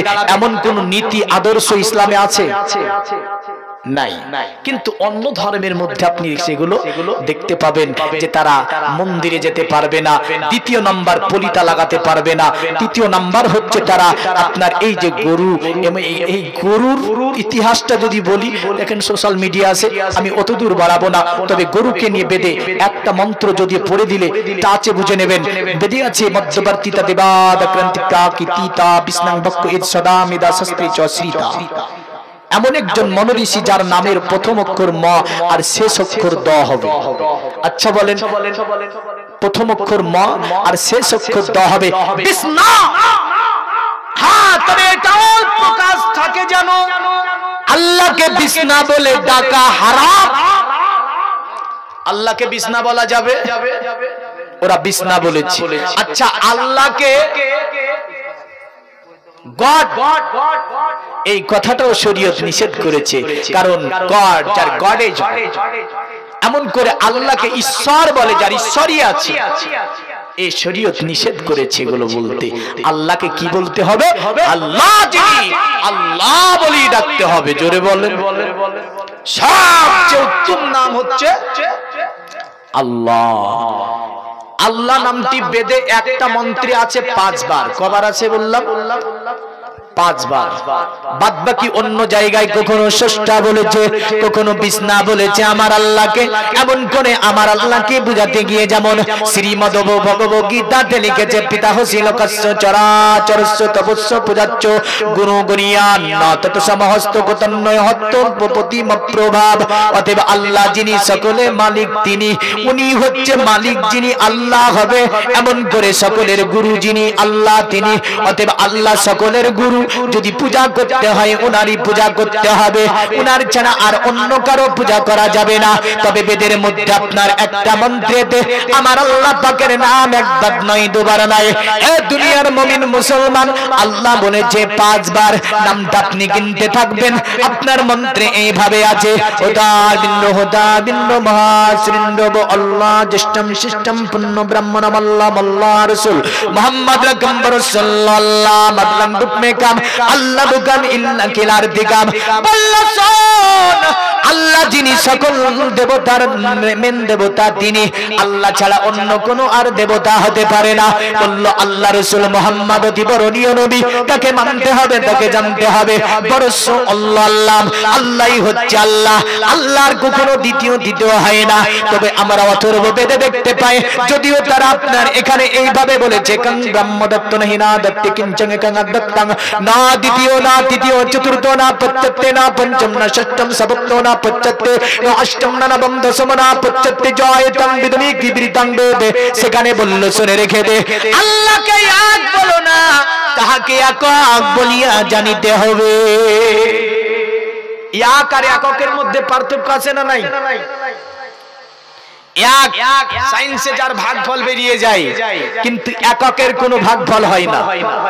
তাই বলছে কং ব্রহ্ম দত্ত নেহি না দত্ত কিঞ্চন কং আদত্তাং, না দ্বিতীয় না তৃতীয় চতুর্থ না পঞ্চম না পঞ্চম না ষষ্ঠম সপ্তম না পঞ্চম না অষ্টম না নবম দশম না পঞ্চম জয়তং বিদুমিক বিদিতং বেদ। মানে তিনি আল্লাহ, যাকে এক বলিও না তাকে একক বলো।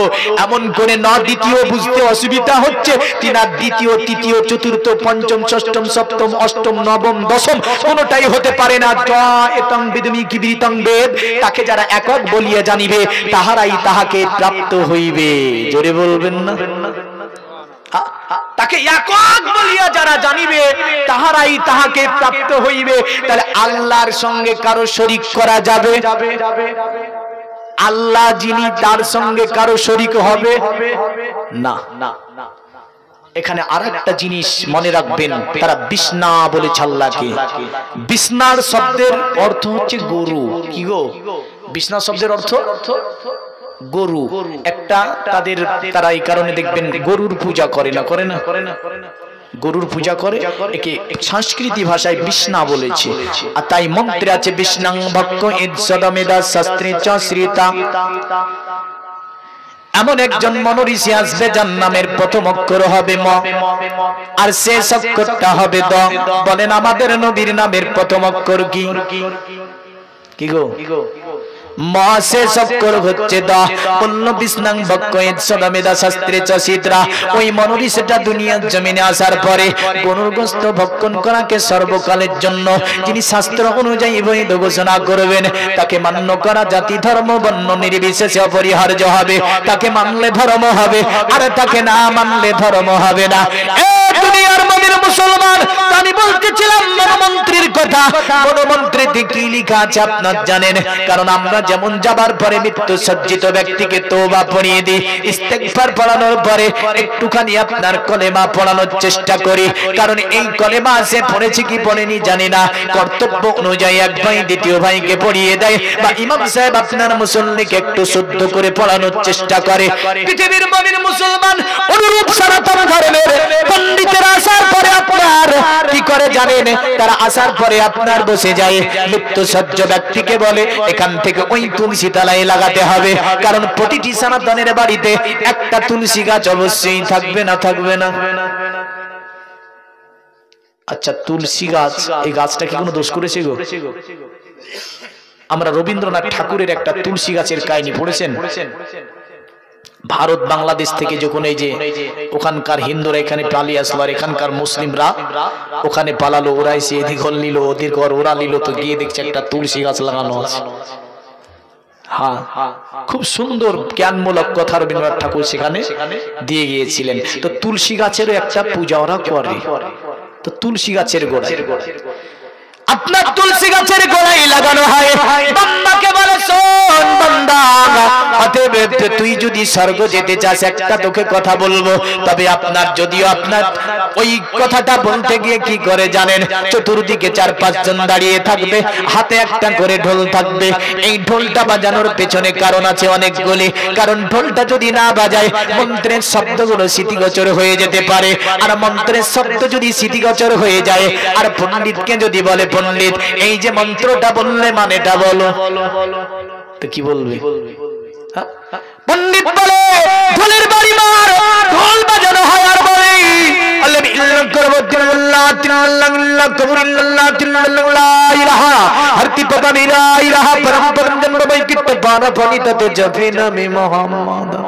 জোরে মেরেছে বললেন, সব ঠিকঠাক করাই আছে, জোরে মারবে মেরে দিয়েছে পৃথিবীর মুমিন মুসলমান। কিন্তু মন্ত্রের মানেটা কি আপনি জানেন? অতএব আল্লাহ ছাড়া অন্য কারো ইবাদত হবে না। যদি জিকির করতে হয় আল্লাহরই করতে হবে। জোরে বলেন সুবহানাল্লাহ। এ জগতের মুমিন মুসলমান, আর বললা শুনে রেখে দিই, পৃথিবীর জমিনে যারা লা ইলাহা ইল্লাল্লাহর সাথে মুহাম্মদুর রাসূলুল্লাহ সাল্লাল্লাহু আলাইহি ওয়াসাল্লাম কে মেনে নেবে, তারাই হবে জান্নাতের অধিবাসী। জোরে বলবেন না? যারা এটাকে মেনে নিতে পারবে তারাই হবে জান্নাতের অধিবাসী। আর এখানে ওখানে ওখানে ওখানে ওটো করে কখনোই জান্নাত পাওয়া, স্বর্গ লাভ করা সম্ভব হবে হবে না।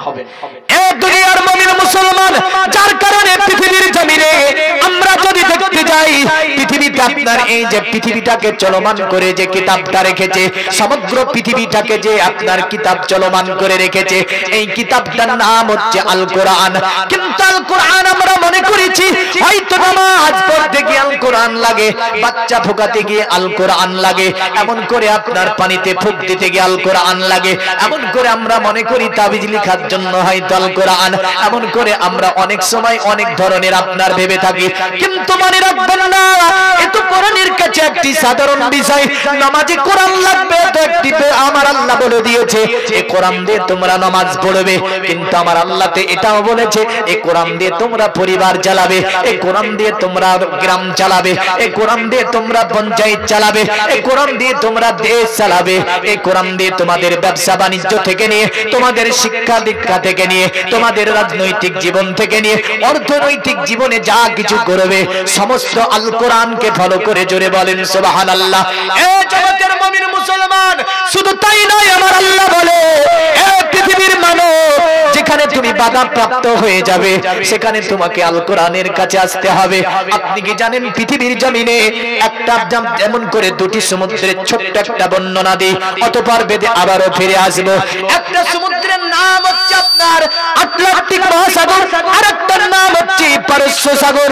এই দুটি সাগরকে নিয়ে পৃথিবীর বিজ্ঞানীদের গবেষণা আপনার গন্তব্য স্থানে পৌঁছানো সম্ভব হয়েছিল না। যখন আমেরিকার বিজ্ঞানীরা, এমন করে তুরস্কের বিজ্ঞানীরা সকলে আপনার দুটি সমুদ্রের মধ্যে স্টিমার তৈরি করে নিয়ে যাবার পরে দুজন দুই দিক থেকে বসে আছে।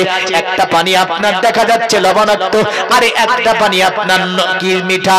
দুটি পানির কালার আলাদা, দুটি সঙ্গম স্তরে চলছে, কিন্তু এই নোনা পানি মিঠা পানিতে মিলে না, মিঠা পানি নোনা পানিতে মিলে না। তারা তাজ্জুব হয়ে গেল, এত একটা তরল পদার্থ, কিন্তু এই পানির সঙ্গে মিলে যাওয়ার কথা ছিল, কিন্তু মিলে না। দুটি সঙ্গম স্থলে চলে, কেন সমুদ্র দুটি মিলে না? তারা বলছে পৃথিবীর মনীষীদের কিতাব দেখ, সব কিতাব গবেষণা হলো, কিন্তু কোন কিতাবেই এই দুটি সমুদ্রের সূক্ষ্ম বর্ণনা কোন মনীষী দিতে সক্ষম হয়নি। শেষ পর্যন্ত তারা বলল দেখ, পৃথিবীর জমিনে আমরা যদি এই তথ্য খুঁজতে হয়, মুসলমানদের কিতাব আল কোরআনকে খুলে দেওয়া হোক। এই আল কোরআনে এক নয় দুই নয়, আমার আল্লাহ তিনটি সূরার মধ্যে দুটি সমুদ্রকে নিয়ে আমার আল্লাহ আলোচনা করেছে। বলবেন না? এক এক এক এক করে দেখতে যাই, দেখতে দেখতে যাবার পরে সূরা রহমানে যাবার পরে যখন পৌঁছে গেল, আমার আল্লাহ বলছেন সুন্দর ভাবে, মারাজাল বাহরাইনি আল তাকিয়ান। জোরে বলবেন না? তার মানে অনিহা এসে গেছে, একটা বাজতে চলছে তো, হ্যাঁ না? আমি কিন্তু ঘড়ি দেখিনি, একভাবে হ্যাঁ তো গো, একটা তো বাজতে চলছে। এসে গেছে বক্তা? বক্তা আছে যে একটা, হাই দেখেন কিলা আখের নাও বলো না। হ্যাঁ যাক যাক যাক যাক, তাই করলে হবে, ওনাকে কিছু বলাতে হবে না, এসেছে ওই না। যাক, সকালে আসবেন, আপনারা আসবেন, হ্যাঁ সকালে আসবেন তো।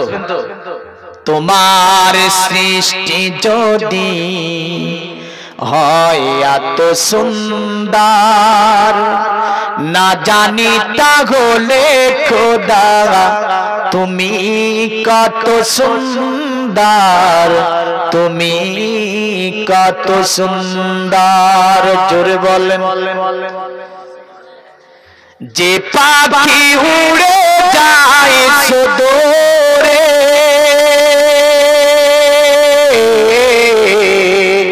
যে নদী বয়ে যায় দীপান্তরে, সেই পাখি সেই নদী যদি হয় এত সুন্দর, না জানি তাহলে খোদা তুমি কত সুন্দর, তুমি কত সুন্দর। জোরে বলা যাবে না? মুসলমান, যেটা আমি বলতেছিলাম, কোরআন বলছে এইভাবে, মারাজাল বাহরাইনি দিয়াল তাকিয়া আমি আল্লাহ দুটি সমুদ্রকে সংগ্রাম স্থানে প্রবাহিত করেছি। জোরে বলেন। আল্লাহ বলছে বাইনাহুমা বারযাকুল লা ইয়াবগিয়ান, আর উভয়ের মধ্যস্থানে আমি আল্লাহ পাক একটা পর্দাকে নির্মাণ করে দিয়েছি। মিঠা পানি অতএব লবণাক্ততে মিলবে না, আর লবণাক্ত পানি মিঠাতে আসবে না। আমার আল্লাহ বলে দুটি পানি পরস্পর চলবে কিন্তু একে অপরের সঙ্গে মিলতে পারবে না। বিজ্ঞানের এই তথ্যটাকে যে কিতাব দিয়েছিল তার নাম হচ্ছে আল কোরআন। তাই আপনার গবেষণাগারে কোরআনের এমন একটা জায়গায় স্থান দেওয়া হয়েছে, পৃথিবীতে যত বড় ঋষি জ্যোতিষী জ্ঞানীগুণী বিজ্ঞানীদের কিতাব আছে সব কিতাবের ঊর্ধ্বে যে কিতাবটাকে রাখা হয়েছে ওটা মুসলমানদের কিতাব আল কোরআন। কিন্তু আমরা আল কোরআন চিনতে পারিনি, নাকি পেরেছি গো? চিনতে পেরেছি? কে বুকে হাত দিয়ে বলেন দিন। আর বাড়িতে আপনার ফ্রিজ আছে, তারপর ওই যে আপনার বড় বড় আমাদের বাড়িতে ল্যাপটপ, তারপরে টিভি এও রেখেছি বুঝলেন। অ্যামাজন থেকে ফ্লিপকার্ট থেকে ভালো ভালো কভার কিনি। একজন বুকে হাত দিয়ে বলেন দিন যে অ্যামাজন থেকে আমার বাড়ির কোরআনটার জন্য একটা চামড়ার কভার কিনেছি আমি? নাই। কারণ মনি নাই, বুঝলেন। ফ্রিজের কথা মনে থাকবে, ল্যাপটপের কথা মনে থাকবে, টেলিভিশনটার কথা মনে থাকবে, আর এই যে মাল আছে বুঝলেন এর কভার যে কভার লাগাতে হয় তারই ঠিক নেই, একটু ময়লা হলে বাদ। আর কোরআনে যে জুজদানটা আছে চিমটি দিলে মলা উঠে, কিছু কিছু আছে না নাই? 1 টাকার সার মিলে না, যে 1 প্যাকেট 1 টাকার সার দিয়ে পরিষ্কার করবো ওই টাইমটাও নাই। বাড়িতে বরকত হবে না, ওই বাড়িতে বরকত হবে না, ওই বাড়িতে আল্লাহর লানাত হবে। যে বাড়িতে কোরআনের তাওহীদ করা হয়, কোরআনের আদব সম্মান বজায় করে রাখা হয় না। আল্লাহ পাক সকল মুসলমানকে এই কোরআনের ভালোবাসা নিয়ে থাকার তৌফিক এনায়েত করে। সকলে বলে আল্লাহুম্মা আমিন। দ্বিতীয় নাম্বার, এই যে ফিঙ্গারপ্রিন্ট আছে, 800 কোটি প্লাস মানুষ, এই মানুষকে চিহ্নিত করে কি করে রাখা যায়? কারণ অ্যাকাউন্টে যাবার পরে আমার অ্যাকাউন্টে যদি আপনি ফিঙ্গারপ্রিন্ট মানেন নেবে, পৃথিবীর এত মানুষ সকলে এসে যদি মানে নেবে না, বিজ্ঞানকে সুন্দরতম একটি আপনার প্রজেক্ট যে কিতাব আপনার এনে দিয়েছে তার নাম আল কোরআন। জোরে বলেন সুবহানাল্লাহ। বিশ্বের কোন কিতাব দিতে সক্ষম হয়নি, কিন্তু আমরা কোরআনকে আমার যুবকের আপনার চিনতে পারেনি। আমার যুবক জেনারেশন যারা কোরআন থেকে অনেকটা দূরে আপনার হতে যাচ্ছে, কিন্তু মনে রেখো যুবক, তোমাদের কারণে আজকে এই কোরআন এত দূর পর্যন্ত পৌঁছে গিয়েছে। তোমাদের অবদান যদি দেখতে যাই রাসূলুল্লাহর যুগ থেকে আজ পর্যন্ত যুবকদের অবদান সবচেয়ে ইসলামে বেশি আমরা দেখতে পাই। কারণ এই যুবকরা ঝাঁপিয়ে পড়েছে আল কোরআনকে টিকিয়ে রাখার জন্য, দিনে ইসলামকে এত দূর আনার জন্য। কতই না যুবক আপনার নিজের বুককে পেতে দিয়ে তিনি নিয়েছে, এমন করে শহীদ বরণ করে গিয়েছে। এখন আমি যুবকদেরকে করজোরে আবেদন করব, খবরদার কোরআন থেকে পিছিয়ে যাবে না, নামাজ থেকে পিছাবে না। কিন্তু নামাজ থেকে পিছাবে না মনে রেখো, তোমার বাবা বা তোমার দাদু মসজিদে যাবার পরে 100 বার আল্লাহ বলে যে কি পাবে। একজন তরুণ যুবক আপনার মসজিদের মধ্যে ঢুকে একবার আল্লাহ বলে যদি ডাক দেয়, ওই আপনার বুড়ো 100 বার বলে জানে কি পাবে। একজন যুবক একবার বলি আমার আল্লাহ তাকে অত নেকি দান করে দেবে। জোরে বলবেন না সুবহানাল্লাহ। কারণ যুবকের ইবাদতকে আমার আল্লাহ বেশি ভালোবাসে। আরে যুবক বললেন না, বলে ইবাদত করবে না, পার্ক করবে, পিকনিক করবে, বনভোজন করবে, আছে না নাই? এদিকে আছে বনভোজন, মুসলমানরা করে, এদিকেও করে, দেখেছেন? আর গান বাজে একটা, বুঝলেন কি যে বলে, কি যে ও বুঝে না, বাপু বুঝে না, নাচে ধাম ধাম ধাম করে, কি বলে বুঝে যায় না। হ্যাঁ, পিকনিক করা ইসলামের শরীয়ত সম্মত নয়। নবীজি বলেছেন মান তাসাব্বা বিকওমিহি ফাহুয়া মিনহুম, যে জাতির সঙ্গে তুমি উঠা বসা, চলাফেরা, খাওয়া দাওয়া, আখলাক, চরিত্র, আদর্শ ইত্যাদি রীতি নীতি, মেল যোগ, লাইফ স্টাইলটাকে মিলিয়ে চলবে, ওই জাতির সঙ্গেই তোমার হাসর হবে। তাহলে আমাদের লাইফ স্টাইল, আমাদের আদর্শ হবে ইসলাম যে আদর্শ দিয়েছে, ইসলাম যে সভ্যতা দিয়েছে। জোরে বলেন সুবহানাল্লাহ। এ দুনিয়ার মুমিন মুসলমান শেষ কথা, ইসলাম সভ্যতা দিয়েছে, আমার নবীজি আমার আপনার স্টাইল দিয়েছে। এই কারণে বেদে আরেকটা মন্ত্র এভাবে দেখতে পাই, অসবু মাসুগো মারুহে দেবদত্তং জগৎপতি মসিনা সাদুদ মন্নমষ্টে সবার জীবন নিবিতান চিররন্ন সোনা কোনা হইনা প্রতি মুদ্দতিং নিপ্রলিঙ্গ ছদ্দুদশন কুড়ি সোনিয় নৌসাদিং অথতে সম্ভবিসন্তি মানং সিবি সদানি বে বাসুদেবঙ্গরা গাতি পুণ্যগন্ধা নিরস্পৃশম পৌরজন পদরং বে হতিস্কিলান সুসন্দেবা ধর্মকিত্র যোগা দেবালকশ্চ চারা ঘুষ্ট পৃষ্ঠ সন্তুষ্ট কলকুরজনি চাবুবা নানা দেবলিঙ্গে সুবসানি বসিছে চ ইন্দ্রজালি বুদ্ধতি কল্পকা পূজা কা জানা ন সমতি। বলল শোন, অবতার কলির কলকির ব্যাখ্যাতে করতে গিয়ে আপনার বলা হয়েছে অবতার কলির কলকি যিনি হবেন তিনি যেন বিশ্ব মানব হবে। জোরে বলেন, অবতার কলির কলকি যিনি হবে তার মধ্যে পৃথিবীর সব ধরনের সদ্গুণের অধিকারী তিনি হবে। অবতার কলির কলকি যিনি হবে পৃথিবীর জমিনে এমন একজন মানব হবে তিনি যে তাকে সকলেই সত্যবাদী বলে জানবে। আমার নবীকে আরবের বেঈমান বেদিন কাফির থেকে নিয়ে সকলে আমার নবীকে বলেছে আল আমিন। জোরে বলেন সুবহানাল্লাহ। যে ছিড়ে ছিটে আছেন একটু কাছে আসেন, তিনি শেষ করে দেব, আর বাড়াবো না। দেখেন ও মালাইনাল্লাল বালাক বলে পাঠিয়ে দেবো, তো দূরে চিনতে পারছি না ভালো, বুঝলেন? আমি তো জানি ঠান্ডার সময় জায়গা ছেড়বেন না, যাক আপনার জায়গাতেই থাকেন। তাই নাকি? যাক, আরে খুশবু খুশবু মিঠা মিঠা দয়ার নবীজির নাম, রওজা ফুলের বাগান, রওজা ফুলের বাগান। খুশবু খুশবু মিঠা মিঠা দয়ার নবীজির নাম, রওজা ফুলের বাগান, রওজা ফুলের বাগান।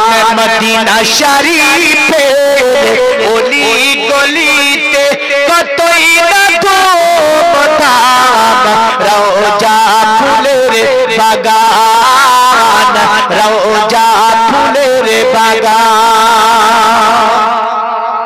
দেখেন আমি বলতে চাই না, আমাকে বলিয়েছি, কারণ আমি গজল বলতে আমি অতটা বেশি পছন্দ করি না।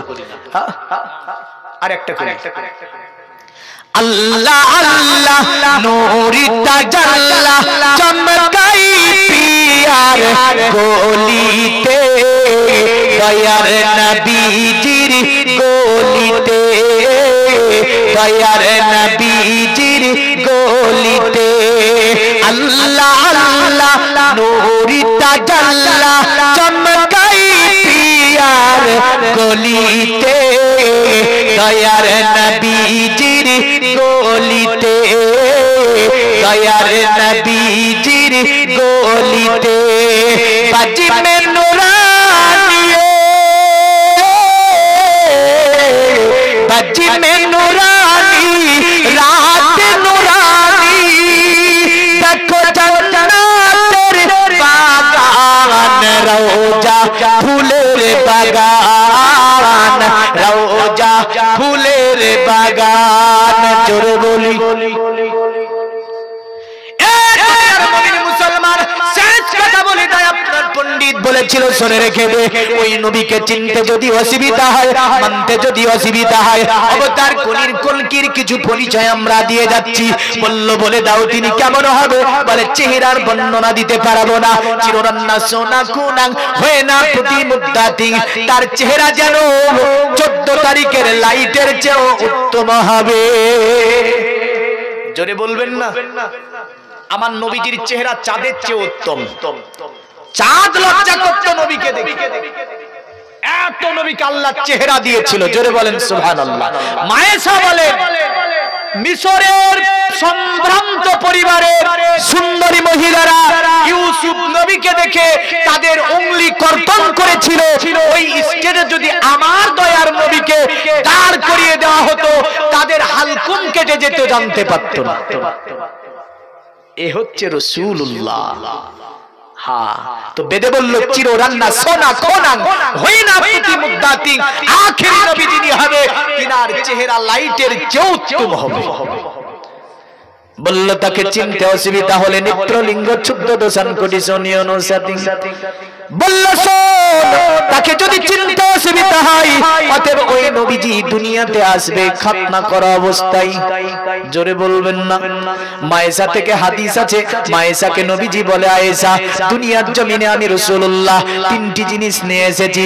এক নম্বরে নবীজি বলেছেন আমাকে আল্লাহ পাক খাতনা করে দুনিয়ার জমিনে পাঠিয়েছে। অতঃপর বলল ভবিষ্যতে দুনিয়ার মানব তোরা যদি শান্তি পেতে চাস দুনিয়াতে আল্লাহর নবীকে মেনে নে, নবীকে মেনে নিতে পারলে শান্তি পেয়ে যাবি, দুটি জগৎ ধন্য হয়ে যাবে। জোরে বলেন সুবহানাল্লাহ। আমি কোরআনের আয়াত পড়েছিলাম ইয়া আইয়ুহাল্লাযীনা আমানু তানিবু লিল্লাহি ওয়া লিররাসূলি জাদাআকুম। এই পৃথিবীর ইমানদারেরা যখন তোমাদেরকে আমার নবীর দরবার আল্লাহর রাসূলের তরফ থেকে ডাক দেওয়া হবে তোমরা সব কাজ বন্ধ করে দিয়ে আল্লাহর রাসূলের ডাকে সাড়া দাও, তোমার জীবনের এতেই মঙ্গল আছে। আল্লাহ পাক আপনাকে আমাকে সকলকে দুনিয়ার জমিনে আল্লাহ পাকের ইবাদত বندگی দাসত্ব পাইরবি করে নবীজির ভালোবাসা নিয়ে দুনিয়ার জমিনে ঈমান আমাল সঙ্গে নিয়ে আমাদেরকে ভয়াবহ করে যাবার তৌফিক এনায়েত করে সকলে বলি আল্লাহুম্মা আমিন। ওয়া আখিরি দাওয়ানা আলহামদুলিল্লাহি রাব্বিল আলামিন। বলার মধ্যে ভুল ত্রুটি মার্জনীয়, সকলে একটু